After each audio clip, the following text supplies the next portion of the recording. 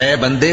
جس چیز کا تجھے علم نہیں اس کے پیچھے نہ پڑ کہ کان اور آنکھ اور دل ان سب اعضاء کے بارے میں ضرور باس پرس ہوگی، اور زمین پر اکڑ کر اور تن کر مت چل کہ تو زمین کو پھاڑ تو نہیں ڈالے گا اور نہ لمبا ہو کر پہاڑوں کی چوٹی تک پہنچ جائے گا۔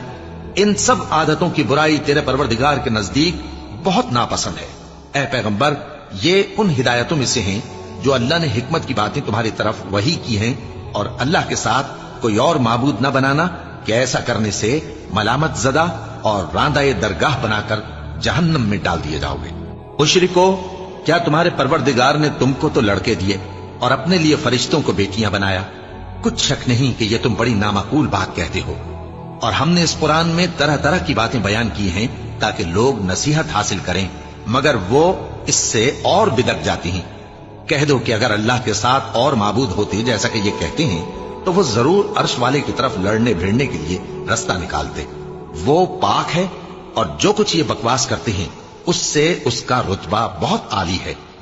ساتوں آسمان اور زمین اور جو لوگ ان میں ہیں سب اسی کی تسبیح کرتے ہیں، اور مخلوقات میں سے کوئی چیز نہیں مگر اس کی تعریف کے ساتھ تسبیح کرتی ہے، لیکن تم ان کی تسبیح کو نہیں سمجھتے۔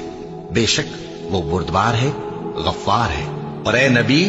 جب تم قرآن پڑھا کرتے ہو تو ہم تم میں اور ان لوگوں میں جو آخرت پر ایمان نہیں رکھتے چھپا ہوا پردہ یعنی حجاب ڈال دیتے ہیں، اور ان کے دلوں پر بھی پردے ڈال دیتے ہیں کہ اسے سمجھ نہ سکیں، اور ان کے کانوں میں ثقل پیدا کر دیتے ہیں۔ اور جب تم قرآن میں اپنے پروردگار یکتا کا ذکر کرتے ہو تو وہ لوگ بدک جاتے ہیں اور پیٹ پھیر کر چل دیتے ہیں۔ یہ لوگ جب تمہاری طرف کان لگاتے ہیں تو جس نیت سے یہ سنتے ہیں ہم اسے خوب جانتے ہیں، اور جب یہ سرگوشیاں کرتے ہیں یعنی جب ظالم کہتے ہیں کہ تم تو ایک ایسے شخص کی پیروی کرتے ہو جس پر جادو کیا گیا ہے، دیکھو انہوں نے کس کس طرح کی تمہارے بارے میں باتیں بنائی ہیں، سو یہ